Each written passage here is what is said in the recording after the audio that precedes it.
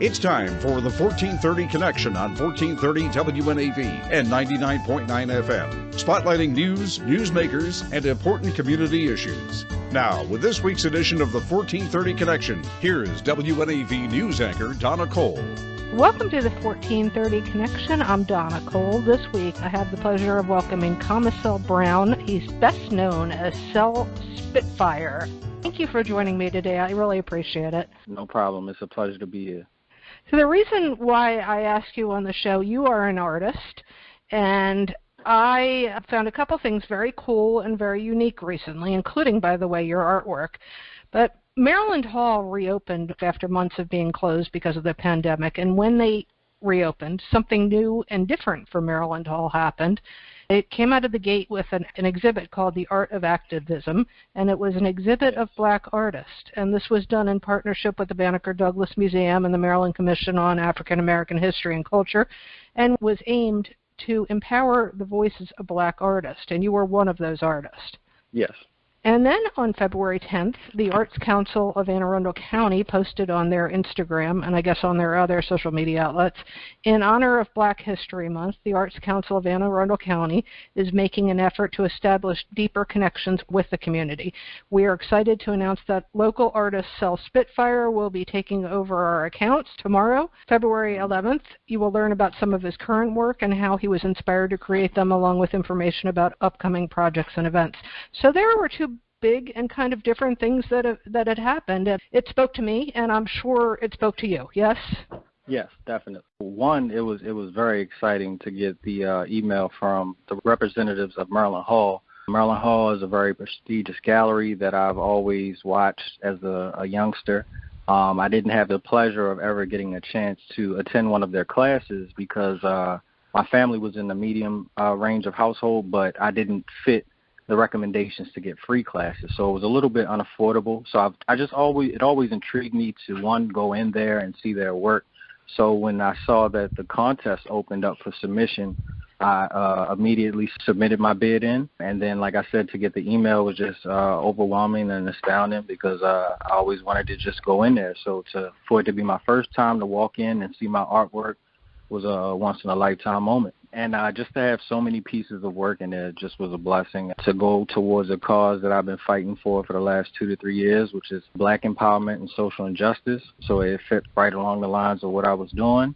And I had a few pieces that were already along the lines, and then I created two specifically for it, and one being that Black Lives banner that you mentioned earlier. And the other pieces that I created were the Fight for Justice piece, which encompasses the black community of all ages marching in the streets peacefully, protesting, and it also has those protesters holding banners that showcase victims like Sandra Bland, Tamir Rice, and George Floyd, and Breonna Taylor, just to name a few. It has Spider-Man sitting on top of the hoop bus with a Black Lives Matter sign. So it just wanted to encompass a whole bunch of black things, and the Spider-Man was actually the new character, which is Miles, who was the black version of Spider-Man. So I just wanted to show all generations and even an animated approach to just us wanting equality and, equal justice.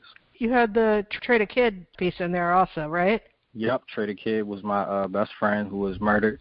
And that piece has him sitting on a throne with a marquee sign that says "Heaven welcomes Trade a Kid," almost to pretty much state that his show didn't end and he's still up there performing and impressing people up there just like he did down here. I just really wanted to highlight him, not only for the victims of police brutality, but him being a victim of black-on-black crime, and me wanting to show that we need to fight for justice in all ways. And I wanted him to just highlight him because I don't want his memory to die. All of your pieces just struck me so strongly, but that one especially did. And I actually have a photograph, and I'm looking at it right now, when I was at the exhibit. The last day to see the exhibit is today, and you may do so by going over to Maryland Hall. It runs from 3:30 to 6:30. And for those that have never been to Maryland Hall, it's 3 levels, and this exhibit encompasses all 3 levels. Let's take a quick break. We'll be right back on the 1430 Connection.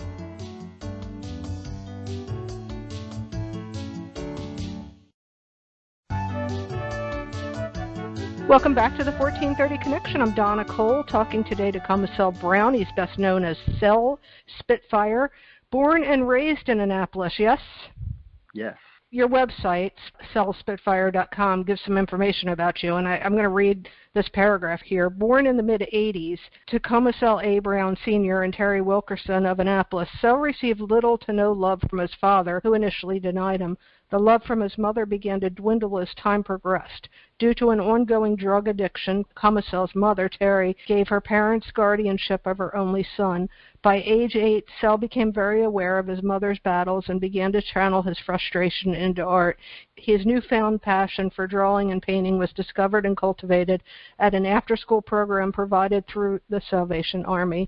First of all, I'm really sorry about all the pain and heartbreak that you've experienced in their past, but I love that you found art to help you cope through all of these trying times. Definitely.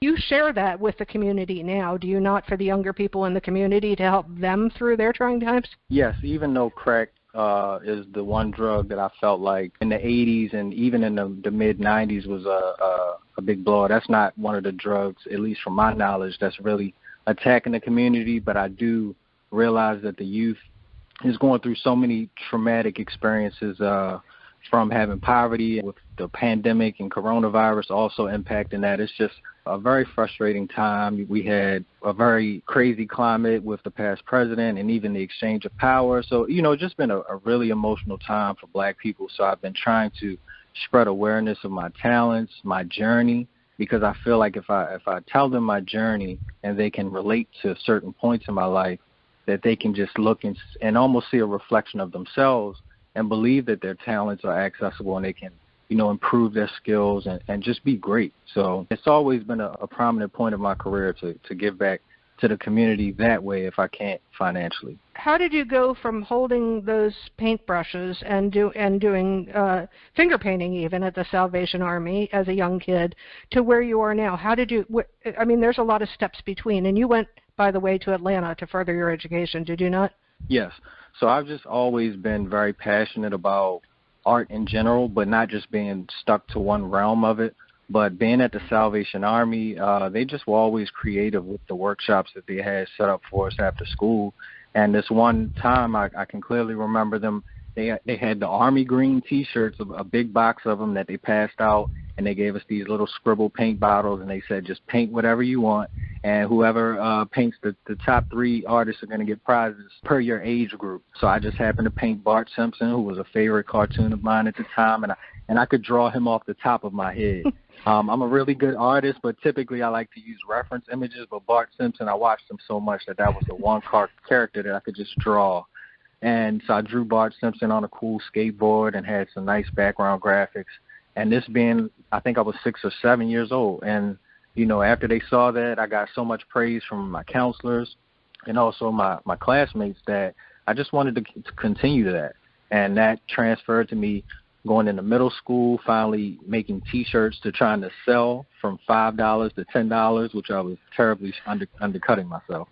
And then going to high school and taking that same hustle and literally coming to high school with a bag full of T-shirts, random abstract designs, and now selling them for $20, $25, giving people deals if they want to buy multiple, and then leaving school at the end of the day with nothing but money. So it was very passionate of mine, and I took that same hustle on to college, and just meeting so many artistic and creative people in Atlanta and at the Art Institute really blew my mind.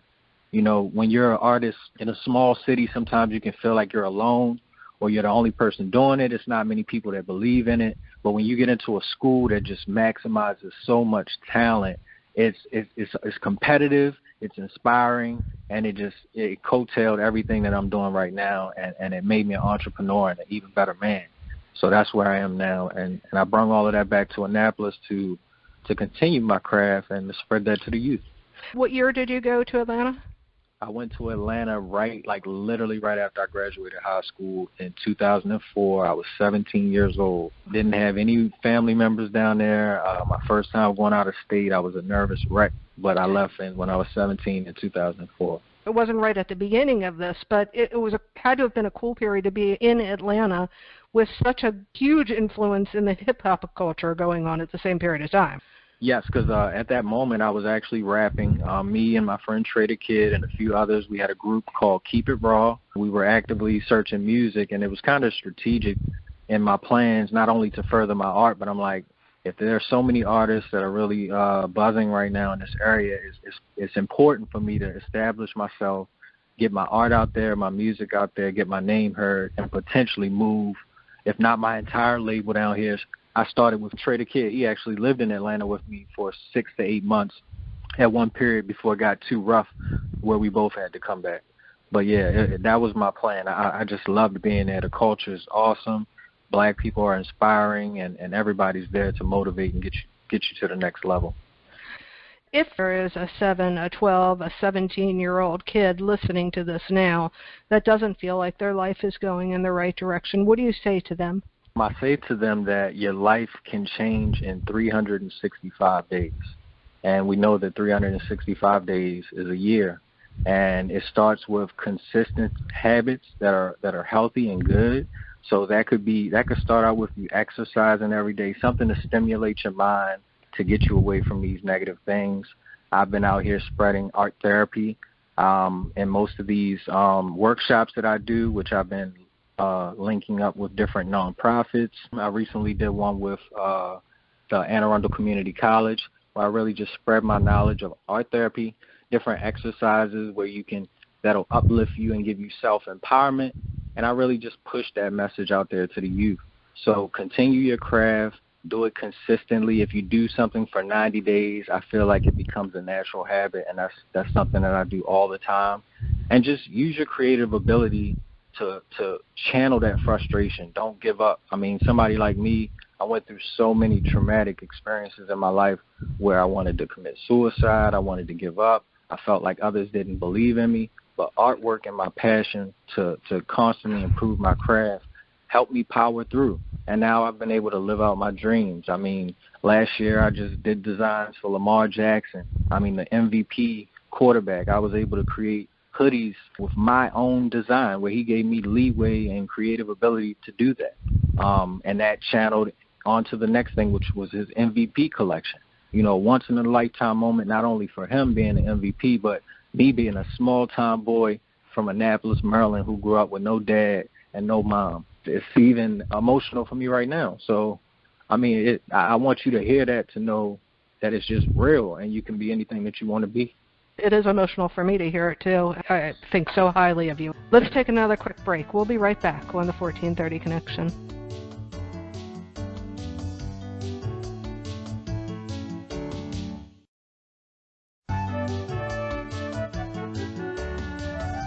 Welcome back to the 1430 Connection. I'm Donna Cole, talking today to Comacell Brown. He's best known as Spitfire. He's an Annapolitan, born and raised an artist, and he's giving back his craft, his knowledge to those that are younger than him, and doing that in throughout the county, throughout the state. Yes.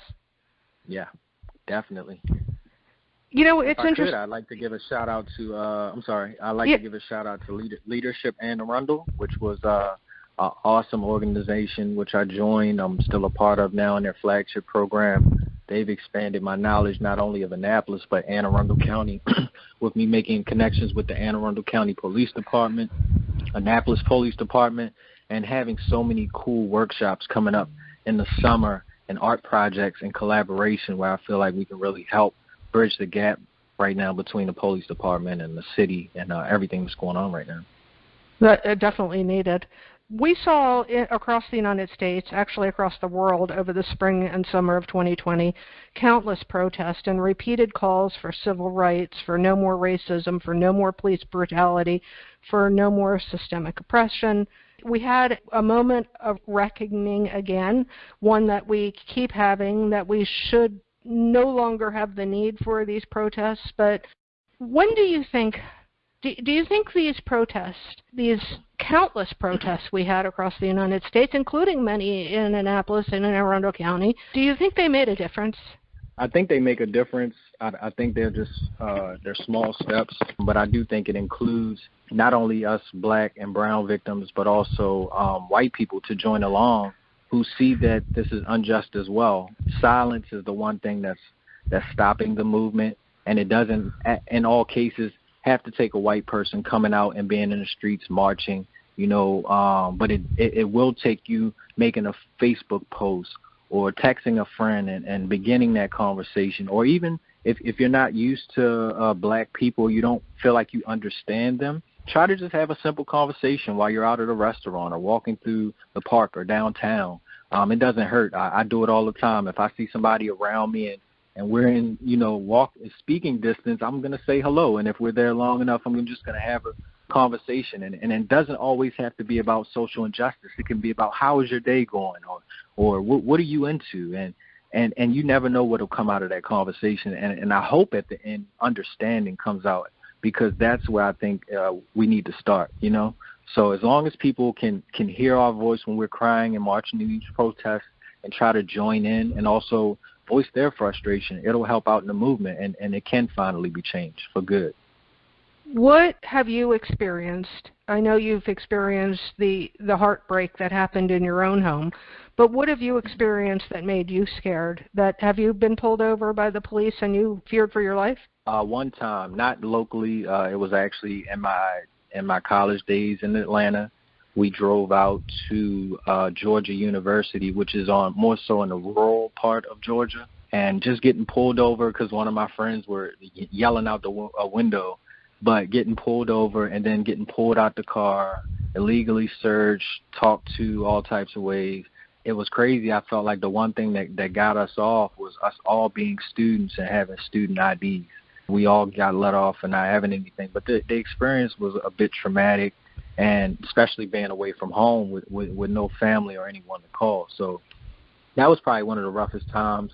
But to get off, I've always conducted myself the right way during, if I've ever been pulled over, which hasn't been many times. But I do know that people locally, and I've had friends and family members who've all experienced it, and that's why I cry with them, and I always protest, because I've seen it on camera. We've all seen it on camera. And whether you're related to me or not, when you have my same skin color, I feel like it's happening to me. You've done some other work around Annapolis that people might be familiar with in recent history, either on your own or with an organization called Future History Now, correct? Yes. It's cool because my connection with Future History Now was actually born through the death of Trey the Kid. When Trey was murdered, once I collected my thoughts a bit, I wanted to lift him up on a pedestal any way that I could, and Jeff's name was ringing around the city. I reached out to a friend of mine, D. Ward, who had a connection with Jeff already, with doing murals in the Newtown 20 community and some other community efforts. So I told him that, hey, I want to reach out to Jeff and see if he can help get a mural up for Trey. I spoke with Jeff. He told me that, he didn't know Trey, but just the story that I told him, he would be down with helping out. And he made it come alive. He got it structured. We got a permit from the county to be able to do it right here by where he was murdered, which was a 2-minute walk from my house here on Forest Drive. And Jeff put up a really cool mural that's still standing at Trey the Kid. And after that, that's what came the opportunity with Jeff seeing my artistic talents and giving me the opportunity to join Future History Now, which is a nonprofit group doing murals and art workshops in less fortunate communities and empowering the youth. And they've done murals all over the country. So I was impressed with Jeff's work. He's been a mentor of mine. I had the pleasure of doing the first George Floyd mural downtown, which got some notable attention in Time, in a Time article. And then we collaborated with 80 volunteers and 20-plus teaching artists and created the wonderful Breonna Taylor mural, which is at Chambers Park. That has so much national exposure. That was on the national and Democratic debate. They played that mural. It was on the start of the NBA season. It made the magazine of Time, CNN, you name it. It was one point where you couldn't see it off the news. That has just built a great relationship between me and Jeff and all of the other artists in Future History Now. He has so many projects going on with the mural tour in Annapolis for the youth that they're still working on, and other projects that I'm going to be collaborating with him on as well. Well, Cell Spitfire, Comacell Brown, thank you very much for all you've done for our community, all you will continue to do, and for joining me here today. It's been my pleasure. I can't wait to spread your radio station around to others so we can tune in and you can get others like me on your show. I really appreciate it. This is Donna Cole. This is the 1430 Connection. We will see you next week.